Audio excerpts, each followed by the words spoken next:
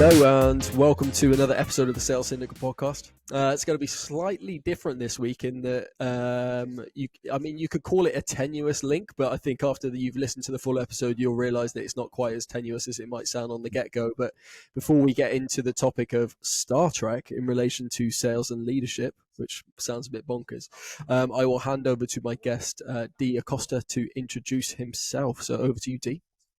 Hey, I am Dee Acosta. If you don't know me, I've been selling to marketers for almost 20 years.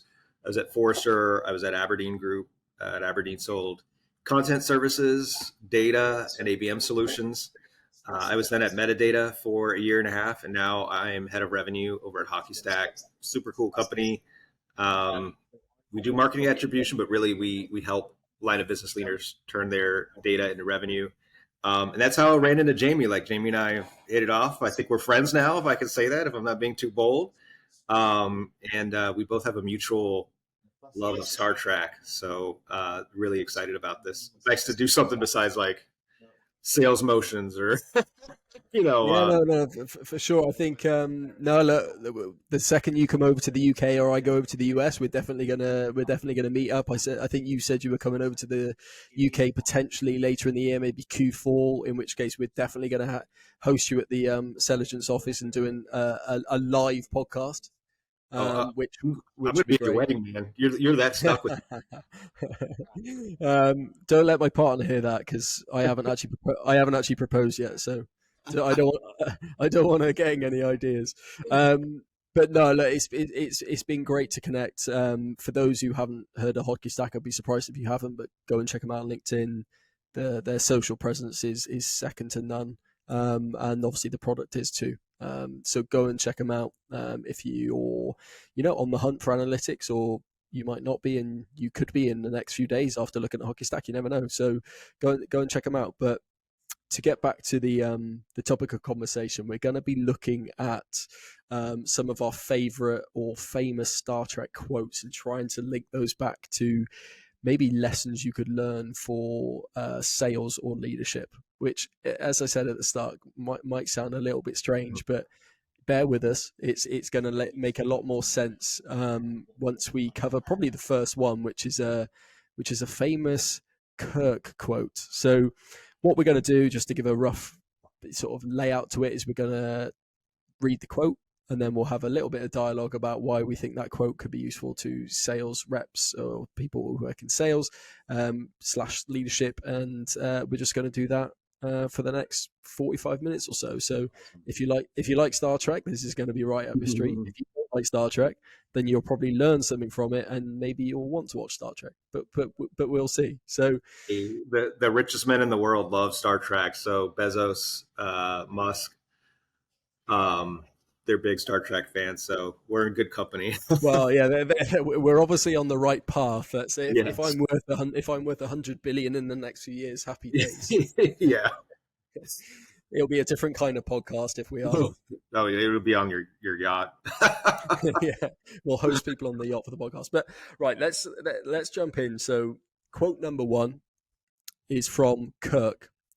And the quote we have, I think this might have been one of yours actually, is, "I don't believe in no-win situations."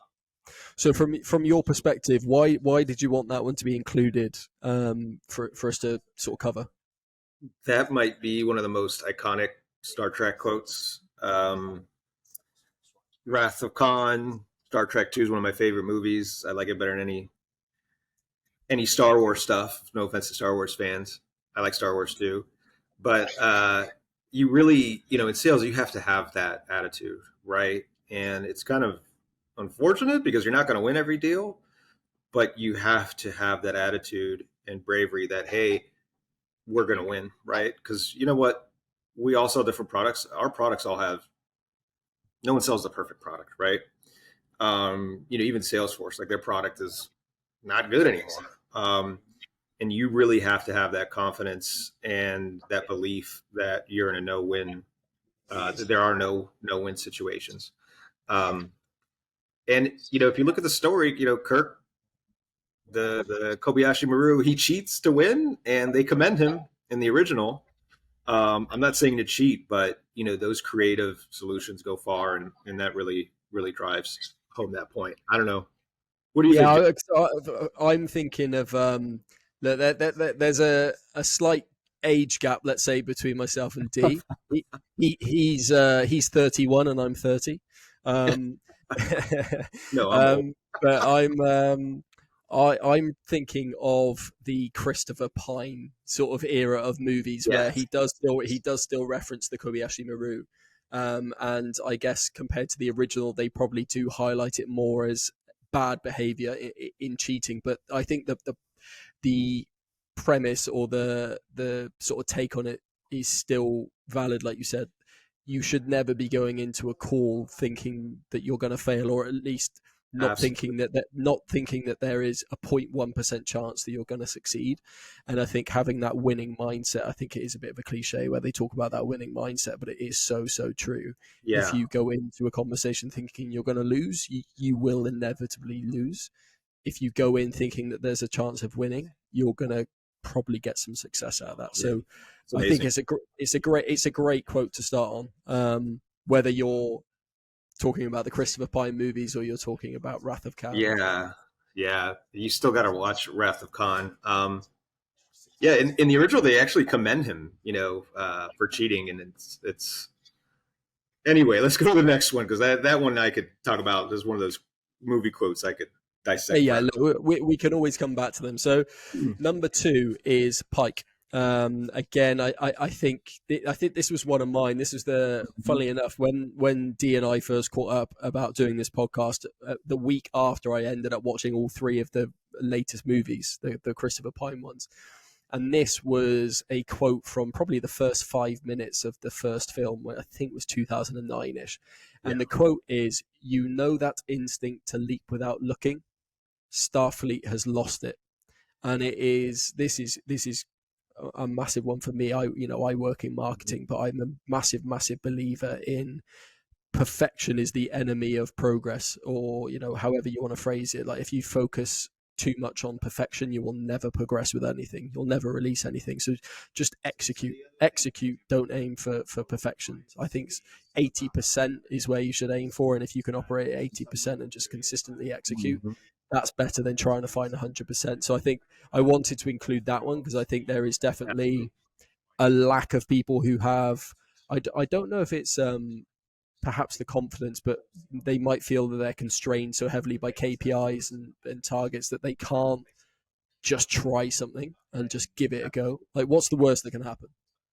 Yeah, and I think there's some philosophical things too, career wise. Like we both took a leap to work at our current companies. You know what I mean? Like I'm head of revenue at we weren't Y Combinator backed. Selligence is a very innovative company doing new things, but it's not Cognizant, right? I'm just picking on someone else. Career wise, it takes courage. And look, I made a lot of mistakes. I've been here 3 months. Some of which is learning new processes. Marketing needs courage to make mistakes, to do that leap without looking. I try to think we help a little bit with HockeyStack, but that's one of the shames about marketing, right? It's like you need to be adventurous, it's fun, experimental, but that's not always like encouraged. You really need that though, no matter if you work at SAP or you're a solopreneur. You need to like you said, 80/20. And you know what? That'll get better with time. Just with settling in, it'll turn into 81, 85. I think you've done that exceptionally well. I try.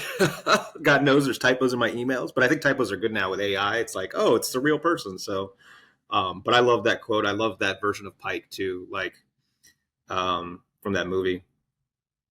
Yeah. So you can see Nick's gesticulation in the background. But yeah, no, I think from a sales perspective, then, like, that leaping without looking, is it more taking chances where you think that there could be market fit, but perhaps it's not directly ICP? So I think it's more asking this hard question. So I've been on several calls. I was on one this morning where I basically have to ask, like, can you do your job? Can you hit your goals without us? And I'll never forget, I was at Metadata, and this company is a very hot startup. they're global. Um, I asked that question, and there were some gasps.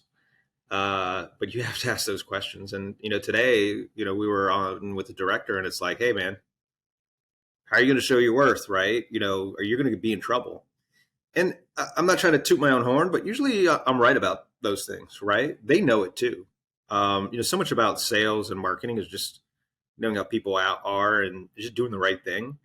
And if you can't ask those hard questions in sales, like it's really not a job for you. And we're seeing that now with all the sales layoffs. Like you could be a momentum driver. So it's tough to do, but yeah, you have to ask those hard questions. Tension is good in sales. You just have to like add tension no matter what. Like it's, people, they respect those difficult questions. And look, it takes time, it takes courage, but the good news is you can script a lot of it. So I met with someone from Sales Loft. I forget her name, but she would like go in front of the mirror and practice saying stuff, right? And she was young. And gosh, I wish I remembered who she was.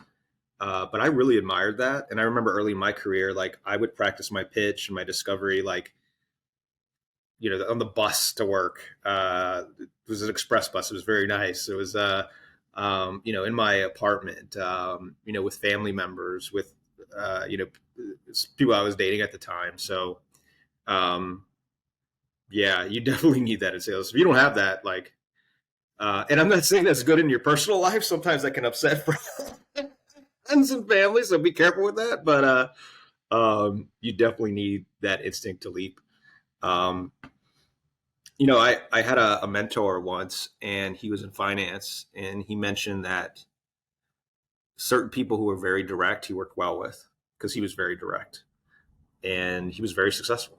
Think about that sometimes, but yeah, have courage. Join that startup. Yeah,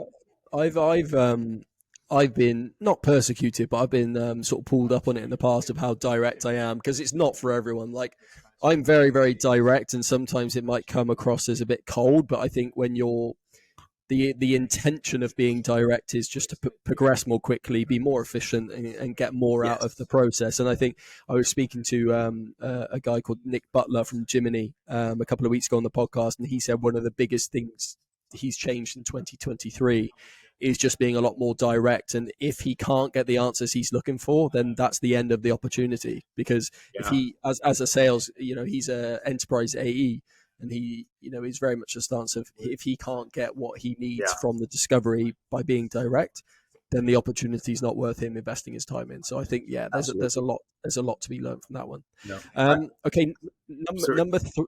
Yeah, go on. Sorry, but I met one last Friday, and they were like, everything's great. I'm like, why are we meeting? Like, what's here? Like, why are we having this conversation? And you definitely have to do that. Yeah, number 3. So number 3 is one of yours, I think. So do you want to kick off number 3? Yeah, so I'm gonna take it old school. So Spock sacrifices himself so that he can save the Enterprise, and he tells Kirk, "I've always been and will always be your friend." And the needs of the many outweigh the needs of the few. And we're in sales. It's easy to show off, but it's so important in any position to be humble and to appreciate the many that went into it, and especially in sales, because nothing we do is on an island. Branding, like marketing, we have to thank marketing for everything that they impact, and that gets the business going. That saves the business, that saves morale. Something I do here with marketing is, I send them like gifts. I know that sounds cheesy, but I got our marketing team, just funny stuff. I got our CS stuff for her dog, our creative. I'm trying. She lives in Turkey. I'm trying to get her speaking of Star Wars, a Bo-Katan helmet. It's just like impossible to find like a website that will do it. But you really have to be selfless. And I think in leadership, you have to be even more selfless, because every, hog credit political leader has been hated that I've ran into. So think about, the company, candidly, if you're doing good as a rep, you're going to get that attention anyway. Like, it's almost embarrassing to get that attention. You're like, I don't want it. I get paid. So be sure to thank everyone. And this is also your clients. Not every client's going to be the best fit. Think about what they really need, and they'll respect you for it. Yeah, no, I think to your point about here at Selligence as well, we tend not to look at marketing and sales as separate entities. That they're just one revenue generating team. Mm-hmm. And like I mentioned at the start of the episode or a couple of minutes ago, is that I sit next to our head of sales. I've got salespeople behind my screen here, and the amount of interaction that we have back and forth is definitely valuable. But I think your last point there is kind of that, if the deal's not right, don't just book it because you want the commission. Like the needs of the business in terms of you bring on that deal and then it affects CS, and then that CS rep is going to have a terrible account to manage for the rest of the year. The customer's not going to have a great experience, and then they're going to churn. So really, really, was it a good fit for the business? And I think that's sort of what I took out of that. That because I think in the newer films he's on a shuttle over a volcano, isn't he? And he says, "No, leave me behind. It's fine." Yeah, the new films are great. So it's funny. When I worked at Aberdeen, we sold demand generation, and our demand generation was horrible. So I was always a top performer, but I always sold the least amount of demand generation. And my boss would be on me like, "Sell more leads," and I'm like, "No, they're never going to work with us again." And that goes a long way. Like, you'll hit your number next year. Anyway, yeah, number 4. This is one of my favorite ones. So number 4, I think this is definitely one of yours, because I think was this from Wrath of Khan? Yeah. So I'll hand this one over to you. Then this is one of yours. So I love this quote for so many reasons. So from a sales perspective, like, you lose deals, like CFO kills it, executives kill it, they're on a hold. People change jobs all the time, and it's such a good feeling. This happened in metadata. Someone changed jobs, and you land them there, right? You're their first purchase when they move. Career wise too, like, I worked at Spiceworks of Davis. They acquired Aberdeen. It was a horrible environment. I was the first person to leave. Since then, their team has churned. They posted a loss last quarter. It's just bad situation, and it's like, I'm living well. We're in Y Combinator, so sometimes those hard times, if you just suck it up a little bit, like, it's good. It's good. Yeah, I was going to say, I think I don't know if we read out the quote. So the quote is from Khan, and it is, "Revenge is a dish best served cold." Which, see, like, you, proverb. yeah, which you see, it's quite a not a harsh quote. I don't know what the word is for it. Before you sort of went into your sort of reasonings, it might have seemed like a bit of a random quote, but I think one of the notes that you put on there, which was quite interesting, was the prospects move on. I think. I mean, what's the average tenure of a sales rep at a company? It's probably quite low, right? Yeah, You probably know more than I do. CMOs, it's always hovering, but it's 18 months. Director and below, it's like at 2 years. Sales, like, sales, it's hard for sales right now. But yeah, don't worry. If you get laid off or your person moves, like, revenge is if you were laid off, like, that company's got bigger problems. Yeah, it's definitely recommend watching that whole video. It's an old Klingon proverb: "Revenge is a dish best served cold," and Ricardo Montalban kills it. Yeah, we'll have to. I noticed you've put the link to the YouTube video in there, so we'll have to include that in the written piece we do. But I think on the job changes things, I mean, we track job changes. Absolutely, yeah. Selligence, as do others, but if you've got a champion of a product that moves to another company, one great opportunity. If you've got a prospect that moves to another company and they're at a director level, data shows that in their first 100 days they spend the majority of their budget. So again, great. So it might seem like a bit of a strange quote, but there's various nuances to it, which is why I think you dropped it in there. Plus, you said it was your favorite movie, wasn't it? So I think you wanted to get it in there. It's not a strange code. Get a decal, put it on your car. Get a tattoo. I think if you put that on your car, it would suggest that you suffer from road rage. Yeah. Oh yeah. I don't know if anyone's watched Beef on Netflix, but if I saw someone with a sticker on the back of their bumper that said "Revenge is a dish best served cold," I wouldn't want to overtake them. Let's put it that way. No, I've seen a lot of student drivers. I just want to open my. They're like, oh, I'm just learning. Yeah, but that's a great quote. Everyone should watch that quote, especially if they're into sci-fi. Okay, so Picard, Jean-Luc Picard is number 5. So things are only impossible until they are not. Now I think this was another one of yours, but this one was I think this was originally closer to the top, but I think this is a great one because there's so many days of the week or hours of a day where you're probably thinking, I am never going to complete this. I'm never going to get through this list. I don't know how to do this. And eventually fast forward 48 hours and you've completed the task. And I think it just that mindset of there's always a solution to something. And just because there's never been a solution before, it doesn't mean that there's not going to be one tomorrow. Yeah. It is, I think it's a great quote to drop in there. Yeah. I love this quote. So many things that it speaks to. And you have to stay positive, like no matter, we've been through so much as human beings over the last few years. But, I'll give you kind of an example. So I set up someone with a lead, a company I really respect that does, we'll just call it sales chat. And he's kind of asking me defeatist questions. Like, should I reach out to the VP? And it's just like, what should I say? And I'm like, dude, you've been in sales for a long time, man.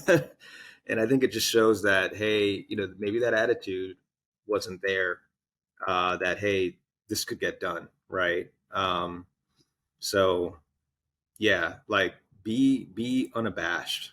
I wish that was something I've always been kind of unabashed, but something I wish I was a little bit more when I was younger. And, continue that. You'll get respected for it in your organization. You might annoy some people at first, but absolutely. Great quote. Yeah, there's two camps, aren't there? There's people who sit in the glass half empty and the people who sit in the glass half full camp, to use probably a more familiar analogy or metaphor. And I think you're going to get people who will just run in and without asking and just try and attack the situation, and those which will take a step back and think, well, that's very difficult. I don't know how I'm going to do that. I don't have the skills to, and I think it's to learn to let go and just running to the burning building, whatever you want to call it, I think is a definite worthwhile skill. Yeah, or grab some people to get help with that. Absolutely. Yeah, I love this one. This next one, it's yours. This this is another Spock quote, which is insufficient facts always invite danger. Now it depends what area you work in, but again, there's different camps of people, but data-backed decisions are the best decisions you can make, even if it's like that head or heart thing, isn't it? Like you either make a decision based with your head or based with your heart. And I think what I took from this quote is, if you make a decision based purely on like your own opinion without taking into account anyone else's opinions, any data, any real learnings, the chances are you're going to make a mistake or you're going to make the wrong decision. So wherever possible, you should be looking at your KPIs, you should be looking at performance, looking at the industry, looking at customer feedback, and actually learning from that and adjusting your course of action. Yeah, what you all at Selligence do so well is provide so much data on organizations that I think is kind of like deep data. And at HockeyStack, we provide visibility into the entire buyer's journey. There's that quote, like, assumptions are a great way to make an ass out of yourself. Now, look, we're not trying to take away instinct. I think that's been proven that, hey, being like, it was a big thing in MBAs to be completely data driven. That doesn't drive business, right? Amazon, like their motto is, we're smart and we know we're smart. And, that's a very data driven company. But the more data you can have to inform that decision. And as, CRO, like, or not CRO, head of revenue, I'm always trying to look at the data, like opt-out data, handoff data to CSMs, marketing data. Amir, who's our co-founder and runs marketing, is always looking at data. And sometimes you're like, that's enough data. He wanted me to fill out a form, and I'm like, I can't do this, man. I can barely update Salesforce. But it's, if you don't have that look. And then was a podcast on yesterday with Dave Kellogg on Exit 5, and he talked about marketers being a, what is it? Dispassionate advisor. And I think that's so powerful because, you're trying to maintain sales and marketing alignment. Not everyone, is aligned like you and Nick. You have to just say, hey, this is what the data says, and let the data speak for itself, because it keeps emotions out of it. It keeps it from being personal. But yeah, use your instinct, but inform that instinct with as much data as possible so that you don't invite danger. Because I guess that, look, if decisions were wholly based on data, there'd be no human involvement in decisions, would there? So there's always going to be an element of that gut, that instinct. Like you said, you might have been in marketing for 25 years, and over the 25-year period, you've learned a few instincts that, that spidey sense, whatever you want to call it, of what the right decision is. I guess from a HockeyStack perspective, my CEO asked me 2 days ago. He said, look, if you were going to invest more money, which channel would you invest the money in? And if I had a tool like HockeyStack, or if I was to look at the data, then for us, that would be LinkedIn and Google. That's what the data is telling me. 25% of everyone who comes inbound says they saw us on LinkedIn.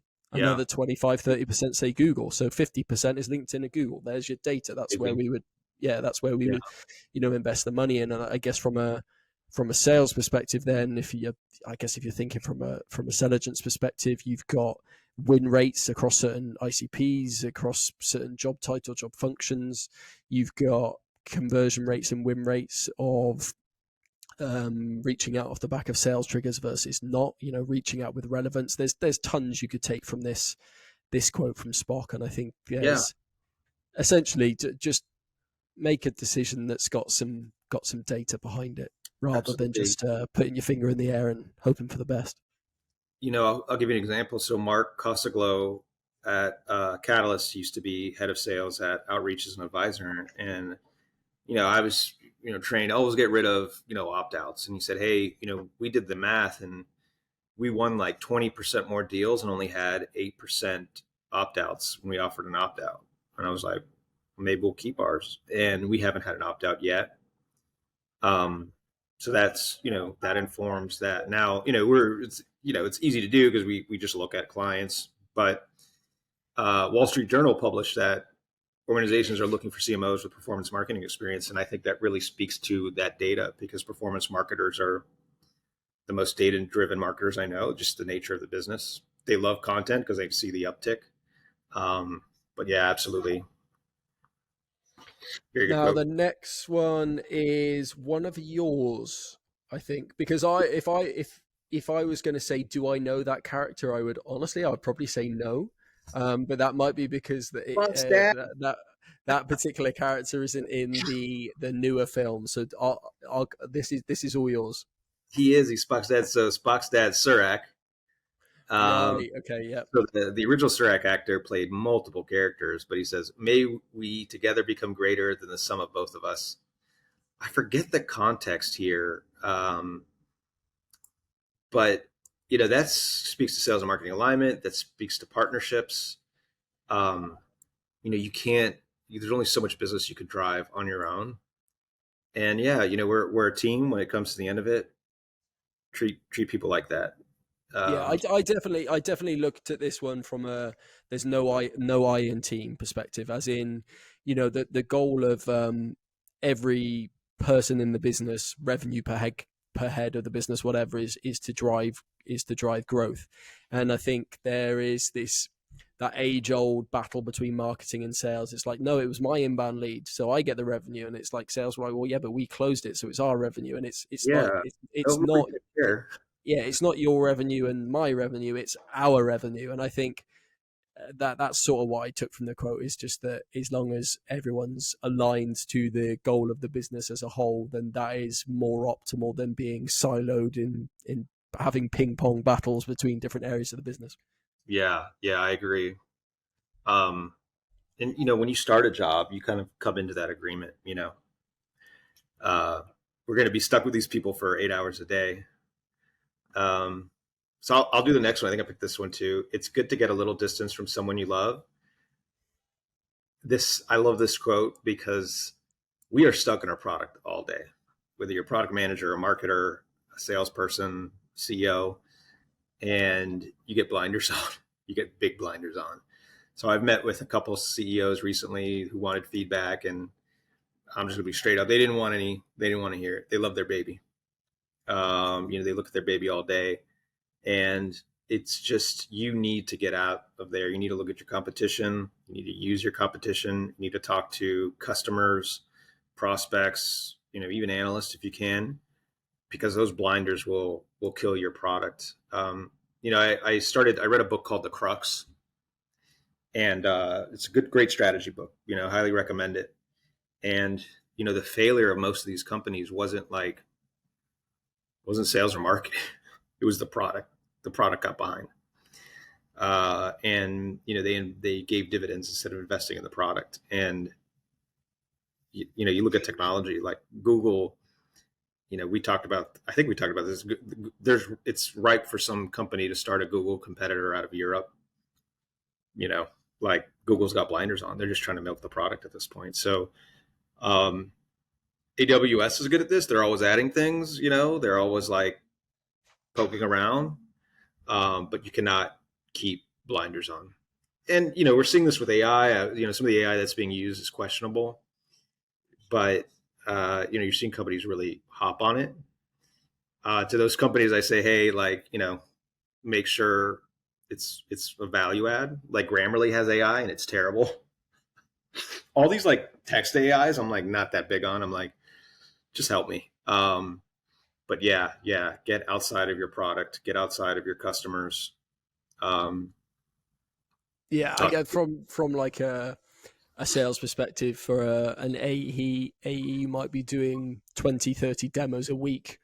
They're Yeah, in that product, like you said, all day, every day. So when they're running through it at quite a fast pace, they might not understand or they might not remember that the prospect who's never seen the platform, one might be thinking, Jesus, I can't keep up with you. Or they might be thinking, okay, I didn't quite understand the value of that part of the platform. So I think from a sales perspective, it's taking a step back to make sure that you are positioning the product in a way that someone who's never seen it before can understand it. From a marketing perspective, this is a coincidence. Like I had our head of product come to me yesterday. He had an interview actually for an engineer in his team, and he said, "Oh, just a bit of feedback. The engineer didn't actually know what we did as a business from looking at the website." And he said, "Oh, I don't want to bring you bad feedback." And I said, "That's not bad feedback. That's great feedback, because yeah, whilst he didn't fit our ICP, anyone with a common sense, we would want to be able to determine what our product absolutely. did, right?" So Yeah, we're actually, funnily enough, going through a whole product messaging project at the minute to really boil down and really simplify the way we position our product. So it quite that's nicely supported that. Yeah, and that's you would do that every quarter because markets change and climates change and customers change. Like selling a product now is far more about efficiency and doing more with less than it was a year ago. yeah. So you've got to adapt. But I'm going to pick on the chief product officers and CTOs. Like, y'all got to keep up on that product. Don't think, hey, we're adding this feature or we're making it easier to use is good enough. Like, you have to look at the competition. You have to talk to customers, and you have to understand what they need. Because there's that book cites so many examples. Like, they didn't keep up, or they focused on what was profitable for years, and the company no longer exists. or their brand was bought. Trying to think who, you look at like, Blockbuster would be a good example. yeah, yeah. Well, Blockbuster gets a bad rap for that, but actually they were just over leveraged. They were used as a piggy bank by Viacom and CBS for years. Um, Trying to think with cars, like, you see cars ramping up to add electric vehicles, and like they're late to the game, and you can't just, Tesla has an advantage.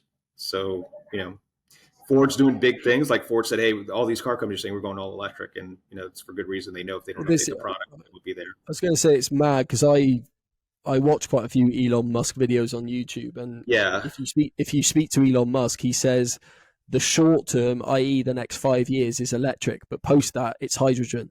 So all of these cars are pumping or these manufacturers are pumping billions into electric, but Tesla, Elon Musk himself has said, no, electric is just a stopgap for us. It's hydrogen. Electric's not as efficient. Hydrogen is the way forward. Yet all of these other companies are thinking, let's keep up with electric with Tesla, whereas Tesla are yeah. thinking, electric's old school. It's all about hydrogen now. So it's an interesting one. Dude, he might be throwing a ruse to get competitors going elsewhere, but yeah, yeah. Do not get stuck in your product, no matter what you're. So this one just makes me laugh. So the character Neelix is terrible. Um, I didn't watch Voyager because Neelix was so horrible. Like one of the reasons. So if you have a Neelix on your team, fail fast. If you hire Neelix, fail fast. For those that such as myself, I'll hold my hands up. Do you want to, when you say Neelix is terrible, do you want to just give us a bit more give us a bit more of what you mean by that? So he was the chef. He was just annoying, provided no value, always thought he knew better. Got into people's business. They should have jettisoned him out a long time ago. The show would have been better for it. But it's, you don't, people are here to work, right? We're not here to like gossip at the water cooler and, stuff like that. So yeah, get rid of your Neelix. Don't ruin the show. Get rid of your Neelix.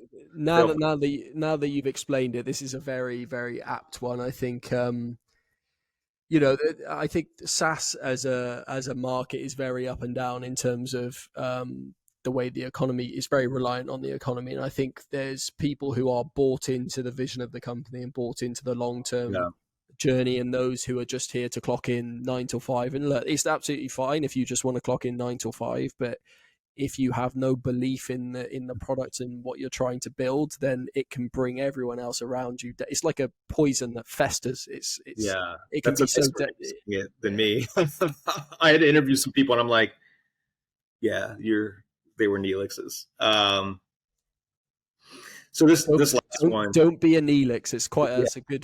Don't be a Neelix. Don't be a Neelix. Yeah, like, and a hiring manager they don't want a soft person, right? They don't want they want action, right? They want someone that's going to ramp up and have ideas, and they get along with. Don't be a Neelix. But yeah, this last one's my favorite one, and I think it's poignant right now. So Picard, it is possible to commit no mistakes and still lose. That is not a weakness. In business, you're going to lose a lot. You're probably going to lose more than you win. And you can beat yourself up about it for days. We all do. You can really mess yourself up thinking about it sometimes. But often it's not you. It's you did everything right. My VP at Metadata, that's something he would say, well, you've done everything right. And sometimes, most of the time we'd win those deals. Sometimes we didn't. But I really appreciated that, because you can do everything right in sales. You can use Selligence. You can use HockeyStack. You can, everything is there. And you will still lose that deal, or your business will still lose that market share, or whatever it might be. And it's not weakness. It's not that you didn't do your job. It's not that you're not good at your job. It's just that just wasn't meant to be. And I think that's what, is important to take from that. I wish more people read that quote, because I think it emboldens you, gives you courage to try, but it helps you not take the defeat so hard. So, I've had deals where I ball up. I lost a deal one year, New Year's Eve, and I should have known I was going to lose it, but I turned my shower in a hyperbaric chamber and just chilled out for a little while with the lights off, and but I didn't make a I didn't make a mistake.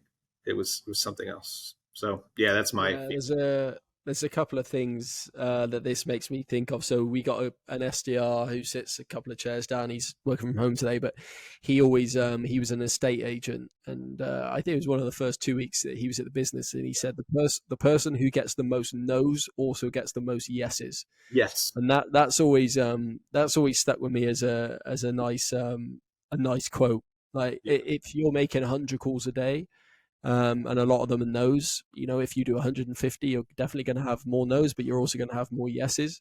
And then the second one was actually Nick, who's sitting next to me, showed me a post this morning of a guy who said that he, over the last 2 or 3 years, he set up 2 startups and he worked 10, 12-hour days every day, and both of them have failed. And what he took out of that was, it wasn't that he had failed, it was that he had not realized he had failed quickly enough so that he could back out and start again. So this particular person has challenged himself to set up a startup every month, and a new startup every month, until he finds product market fit, and then he's going to invest his time in it.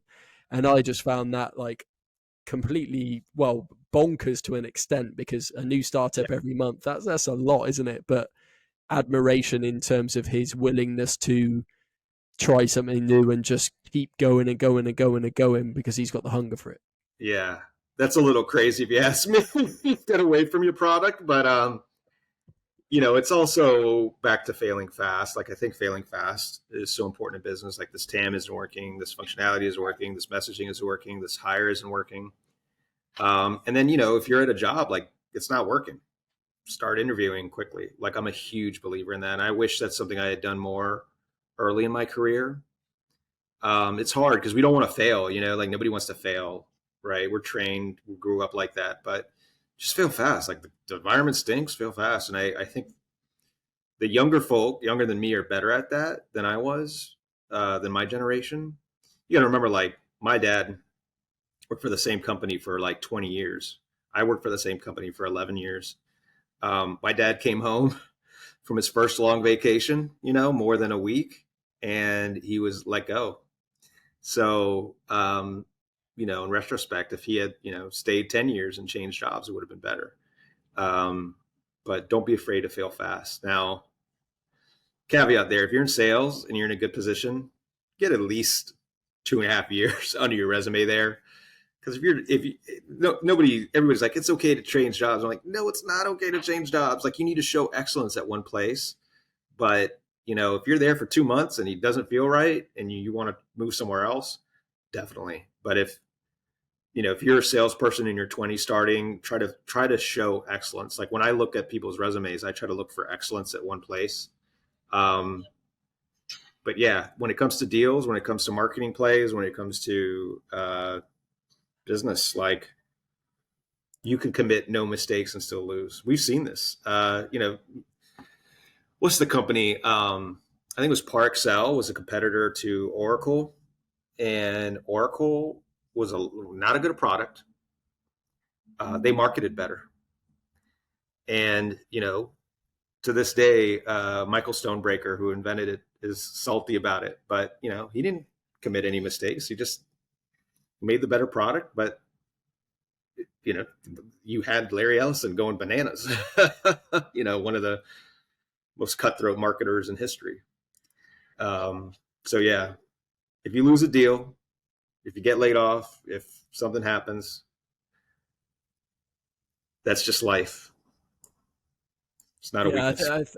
I think that was quote number 10. Obviously, people aren't going to have been tallying up the quotes, but that was quote number 10. I think that's a nice place to finish. I think we've both got a hard stop at 3:30, so uh, we'll wrap it up there. And as I said, if we think back to the start of the podcast where we said we're going to be talking about Star Trek quotes and how we can learn something from them with sales and leadership in mind, I think now people understand what we were talking about at the start, and hopefully from those 10 quotes, which we will share as part of the written piece and obviously in the description of the podcast episode, I think there's a lot that could be taken from those.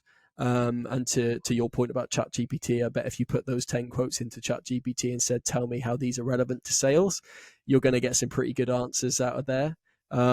So yeah, or terrible. Yeah, it might tell you to just quit being a salesman. You never know. But hopefully anyone who's listening or watching has got some value on it, or value from it. So thank you for jumping on, Dee. I'm sure like when you're in the UK later this year, we're going to be doing a live session, which I look forward to. But hopefully we'll get the camera out and just spitball.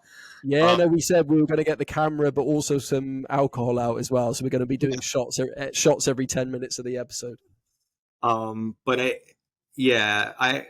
Sales is hard. Some people won't get Star Trek, but I think, it's so endearing. We see so much of this media because some of these quotes, right? They're just good quotes to make your life a little bit better. And there are some episodes of Star Trek that I do put on. Like I mentioned, I made my daughter watch Wrath of Khan, the original, recently. So, media can really help us, and I hope this inspires someone today. Maybe they lost a deal, maybe they're thinking of working at a startup, maybe they're thinking about adding Selligence to their sales tech stack, and they go for it. But yeah, we'll meet before we finish off, I'll pick one favorite and you pick one favorite. So out of the 10, which was your favorite, just to recap? Number 10, it is possible to commit no mistake and still lose. That is not weakness. That is absolutely my favorite. That's something that I wish was as important to others as it's important to me. And I'll pick number 2 from Pike, which is, that instinct to leap without looking, Starfleet has lost it. And I think because I'm a sole marketer, so a lot of the stuff that I do is purely based on ship it, get it done, move on.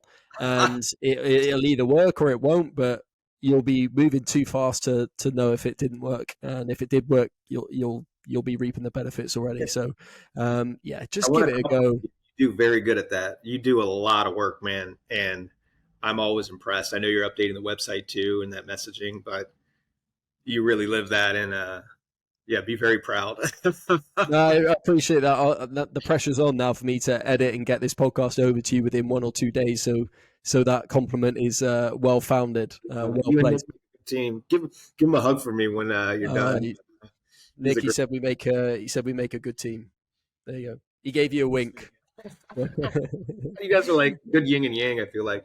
No, but you guys rock at that. I love it. Even when we reached out, we just had a friendly conversation, and you asked me, hey, you want to be on my podcast? And I'm like, who, me? And this is going to be a good one once it's edited. No, I'm looking forward to sharing this, and like I said, hopefully people have enjoyed the episode. But thanks for tuning in, and we will catch you in the next episode. Awesome, man.